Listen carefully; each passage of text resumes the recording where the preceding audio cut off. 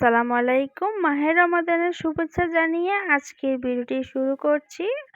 আজ আপনাদের সাথে শেয়ার করব মজাদার কেক পুডিং। ইফতারে এমন মজাদার কেক পুডিং বানিয়ে নিতে পারেন খুব সহজেই। আর ইফতারে কিন্তু এটা ঠান্ডা করে তারপর খেলে কিন্তু ভীষণ ভালো লাগবে। তো প্রথমে আমি চিনি ক্যারামেল করে নিচ্ছি। আমি এখানে 1/2 কাপ চিনি দিয়ে দিলাম আর সামান্য একটু পানি দিয়ে দিলাম। চিনিটাকে এখন লালচা লালচা করে নিব জাল করে। তো চিনিটা ক্যারামেল কালার না আসা পর্যন্ত আমি জাল করে নিব। আর জাল করে নেওয়ার ফলে খুব সুন্দর একটা চিনির থেকে ক্যারামেলের খুব সুন্দর একটা কালার আসবে। তো যে যতটুকু লাল রাখতে চান ততটুকু লাল করে নিবেন। তো আমার চিনি ক্যারামেল হয়ে গেছে। এখানে আমি 2 টা ডিম ভেঙে নিচ্ছি পুডিংয়ের জন্য। প্রথমে আমি পুডিংটা বানিয়ে নিব। তো 2 টা ডিম নিয়ে নিলাম। এখন এখানে ডিমটাকে আমি ভালো করে মিক্স করে নিব। হ্যান্ড মিক্সার দিয়ে ডিমটাকে ভালো করে মিক্স করে নিতে হবে যেন দলা পেকে না থাকে। এখন এখানে দিয়ে দিব 1/2 কাপ চিনি।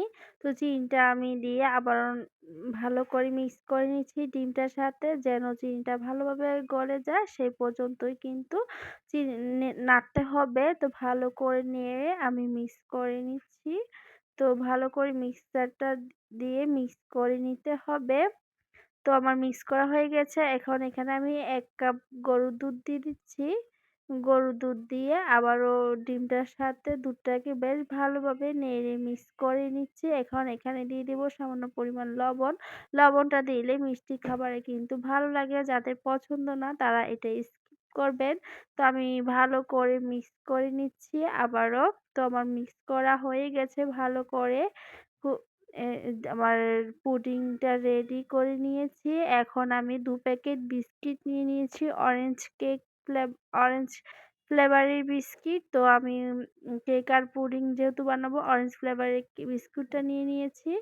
তো খুবই মজাদার হয় এই কেক পুডিংটা। তো আমি বিস্কিটগুলো বাহির করে নিচ্ছি প্যাকেট থেকে। তো আমি এখানে 2 প্যাকেট বিস্কিট নিয়ে নিয়েছি।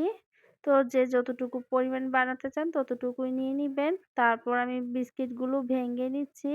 আমি এটা ব্লেন্ডারে দিয়ে দিব। ব্লেন্ডারে দিয়ে আমি গুঁড়া করে নিব এই বিস্কিটগুলোকে। তো আমি এই যে ব্লেন্ডার নিয়ে নিয়েছি। ব্লেন্ডারে এখন বিস্কিটগুলো আমি দিয়ে দিচ্ছি।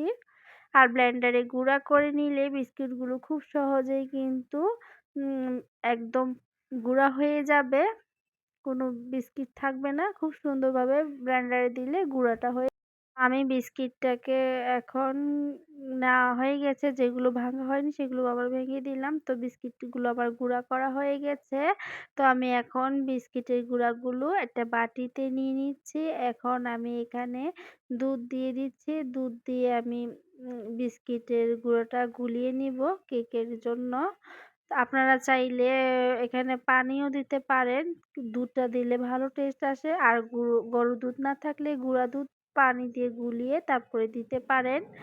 আব আর দুধ দিতে না চাইলে পানি দিতে পারেন দুধের পরিবর্তে। তো দুধটা দিলে একটু ভালো আসে টেস্টটা। তো আমি দুধ দিয়ে আস্তে আস্তে গুলিয়ে নিচ্ছি যেন বিস্কুটটা দলা পেকে না যায় সেদিকটাও খেয়াল রাখতে হবে। আমি দুধ অল্প অল্প করে দুধ দিয়ে গুঁড়াগুলোকে আমি বেশ ভালোভাবে গুলিয়ে নিচ্ছি।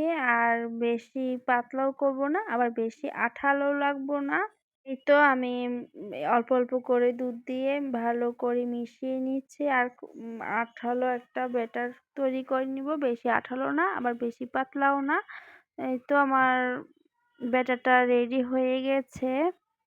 এখন এখানে আমি বেকিং পাউডার দিয়ে দিব। বেকিং পাউডারটা দিলে কেকটা বেশ সুন্দর ফুলবে, ফ্লাফি ফ্লাফি হবে, সফট হবে। তো এখানে আমি এই তো 1/2 টেবিল চামচ বেকিং পাউডার দিয়ে দিলাম। বেকিং পাউডার দিয়ে আমি আবারও ভালো করে মিক্স করে নিচ্ছি। আর বিস্কুট যেহেতু মিষ্টি তাই এখানে আর কোনো চিনি দিব না। আর যেহেতু অরেঞ্জ ফ্লেভার তাই এখানে আর কোনো ফ্লেভার ইউজ করলাম না। অরেঞ্জ ফ্লেভারের কেকগুলো খেতে কিন্তু ভীষণ ভালো লাগে।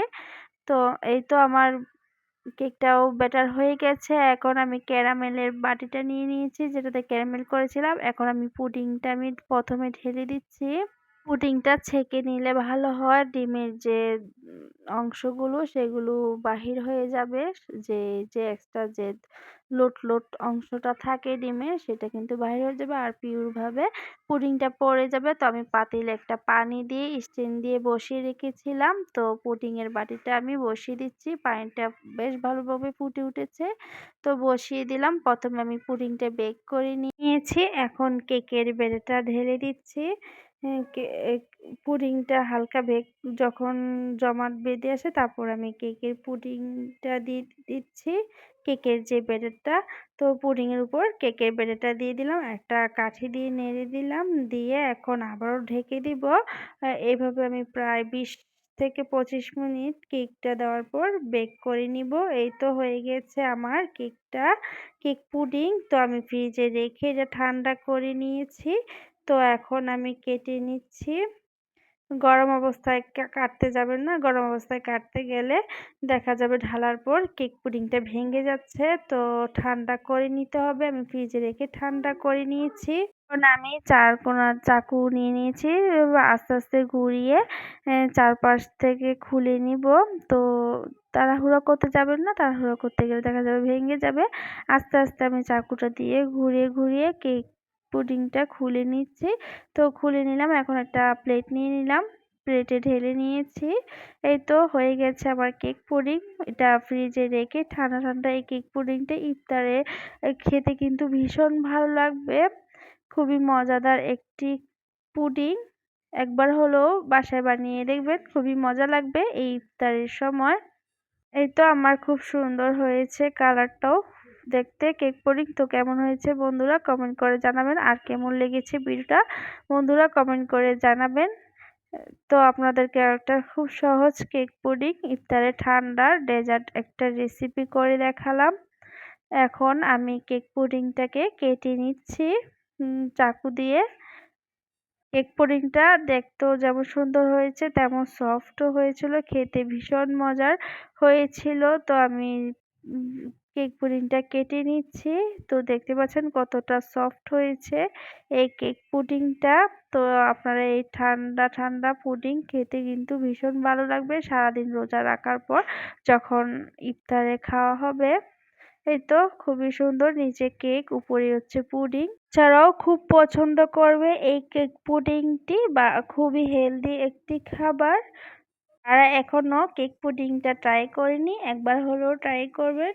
খুবই সুস্বাদু মজাদার হয়।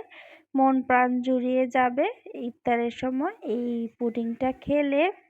এই তো আমি আপনাদেরকে ঘুরিয়ে ঘুরিয়ে দেখাচ্ছি কতটা সুন্দর হয়েছে দেখতে লোভনীয় লাগছে এই কেক পুডিংটা। তো আজকের ভিডিও এ পর্যন্তই। সবাই ভালো থাকবেন সুস্থ থাকবেন। আল্লাহ হাফেজ।